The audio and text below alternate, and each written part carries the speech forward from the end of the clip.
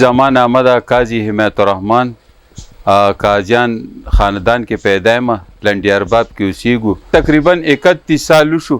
الله پاک مهرباني کړې دې کار کې زمونږ دا 31 سال روان دی. تقریبا دې کې خو جی ما سره اوس په سوونو کسان لګیا دي د مالک احسان سره. نو زمون خو جی ټول پنجاب کې چې څومره خلک دا ډیوټي کوي که نه، نو ټول مونږ له راوړي.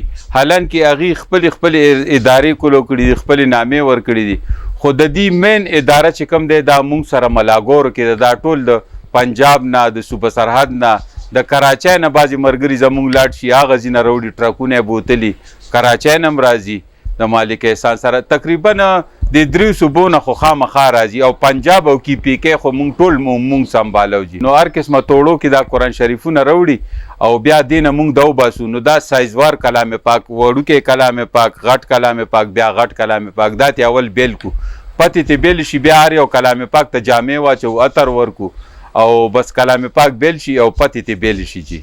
او دا بیا مونږ ملاګورو توړو، د دې قبرونه جوړیږي جي، غټ غټ قبرونه. اوس هم تقریبا مونږ یو مزار جوړ کو، 40-45 ټرکونه قرآن شریفونه مونږ سنبال که جي. هلته راله چا یو 8 جریبه ځمکه راکړې ده، نصیب ګل کاکا نامه ده، او بس الله دې وله دواړه جانه ښایسته کړي. اوس ډېره لویه ځمکه راکړې، نو هغې کې وله مزارونه جوړو. نو اوس داسې کلام پاکي موسی جانه چې چپایي ښایسته او لیکایي ښایسته نو که هغې کې یو سپاره نیمه مخکې یا وروستو سپاره ضعیف وي، نو ورته مونږ بدله کړو، هغه دوباره بیا نوی شي.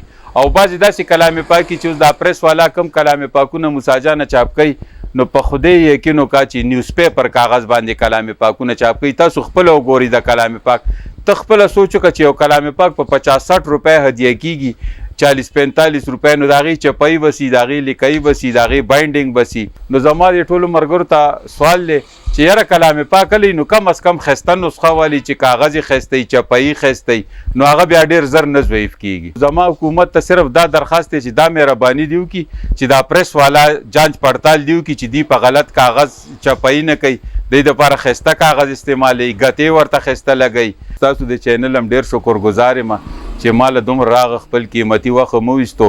نو دا هم ستاسو د وجې مالک احسان سره دا خبره زمونږ اوس ډېره زیاته خوره که.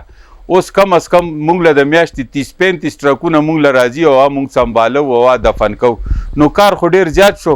او نو چونکې زما د ټولو مسلمانانو ملګرو ته چې کوم ځای کې مسلمان دی، دې ټولو ته مې خواست دی چې دا کلام پاک ستاسو د ټولو دی، یوازې زما نه دی.